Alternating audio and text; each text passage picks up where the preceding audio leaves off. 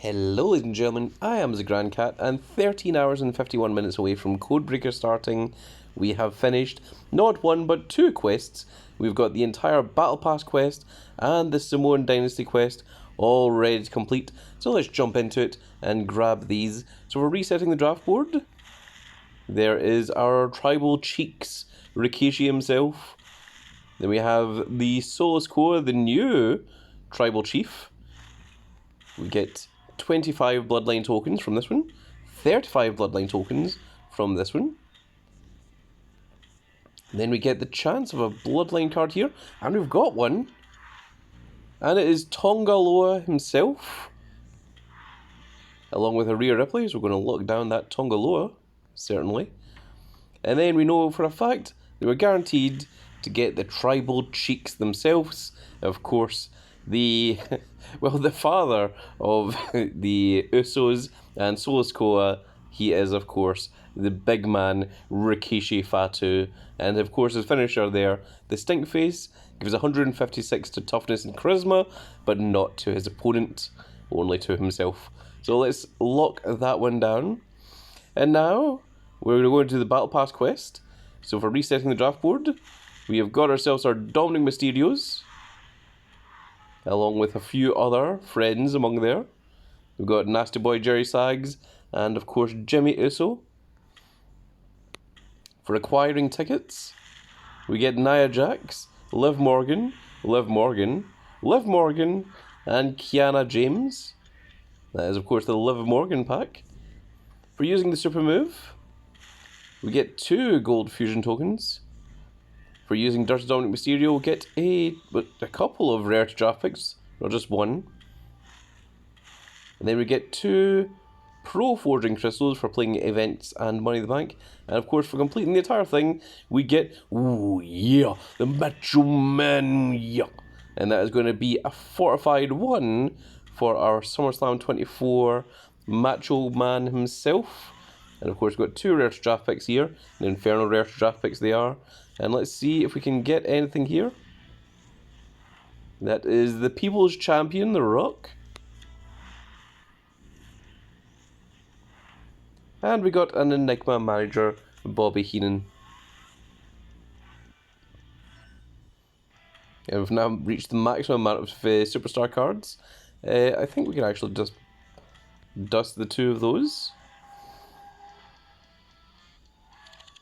And let's take a quick look over at our collectibles. And we've got 74 of 100, so we need to get just another 26 here, and then that'll get us another Bloodline card. So far I've managed to collect Solus Koa, Tongaloa, and Rikishi. We're still missing Tama Tonga and Jacob Fatu. And of course we haven't got a pro of any of them yet, so that is also a possibility. Codebreaker will be starting in 13 hours and 48 minutes as well. For Codebreaker, I'm not going to go for a high level Jey Uso. I'm just going to play essentially for free. I might use a couple of doublers towards the end, but I'm not going for a high number because, as we've seen in recent times, the PvP ranked cards tend to be significantly weaker than your double heroics. And let me just give you some examples of that. Of course, there isn't any in Inferno, but we can take a quick look at SummerSlam 24. And there you can see there is our event Andrade, and he is actually weaker than the SE CM Punk.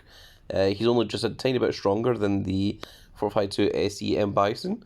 Of course, we can fortify our Macho Man Randy Savage now. And there we go, that is now being fortified. It just needs to be trained up as well.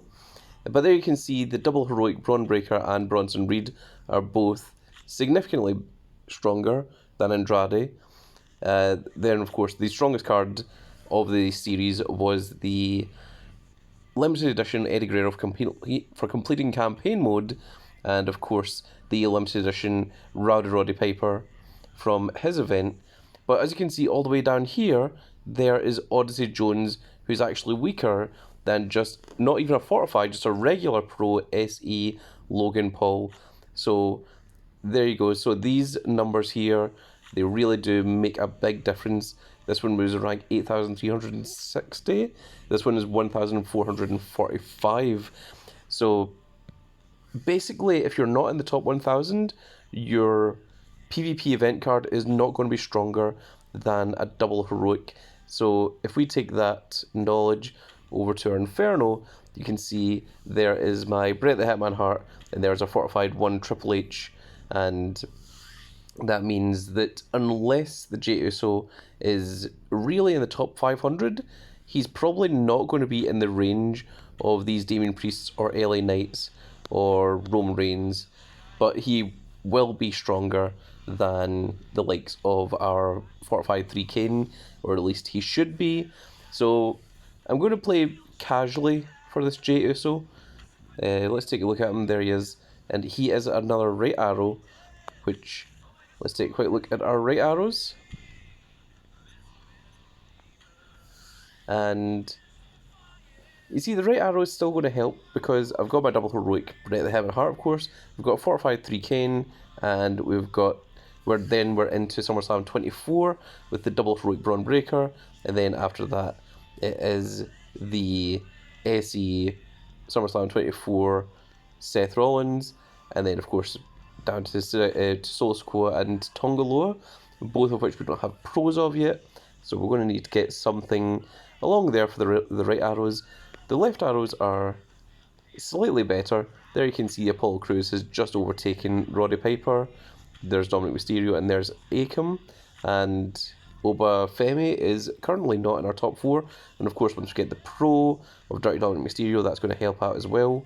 And in terms of up arrows, we have the Triple H, the Roman Reigns, JBL, and then the LE Eddie Guerrero is actually stronger than the fortified 1 Inferno Humberto Carlito, which is of course significantly stronger than Andrade. And let's take one last look at the down arrows for our males. We have, of course, the fortified 3 D&D Demon Priest. We've got the fortified 3 LA Knight. We've got a regular fortified 1 Damien Priest, and the regular Pro LA Knight, who is significantly stronger than the fortified 1 Kevin Owens. And then below that is the double heroic Bronson Reed. I will, of course, also be trying to get another down arrow, which is going to be from Throne Hunter over here. And of course, I am going to refer to the very, very popular, the Paladin American Nightmare Cody Rhodes, which we still have a little bit of way to go, but we've got some time left to do it. Puzzle piece 14 is going to give me the first Cody, puzzle piece 15 is going to give me the second Cody, then puzzle piece 16 gives you 3 copies of the Cody to make him into a fortified 3, and that is exactly what I'll be doing once we finish off Throne Hunter, and we have 6 days and 11 hours left to do that.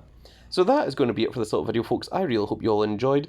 Let me know, are you going for the J Uso? Are you going to try hard? Are you going to try and get into the top 500? Or would you be happy with being in the top 8,000 or whatever? Because I think I'm quite happy to just play this for free and not particularly care. I do want the image for J Uso because I think it's a really cool image of him. It's the most modern image we have of J Uso, but I am certainly not going to go hard in this one like I have done in the past for some other PvP event cards. So that's my thoughts on the matter, and that's going to be the end of this little video. So I really hope that you all enjoyed, and if you did enjoy it, please give me a like, share, and subscribe. And if you are subscribed, make sure you click that notification icon so you can see more of the Tribal Cheeks. And we shall see you all in the next video. Goodbye, everybody.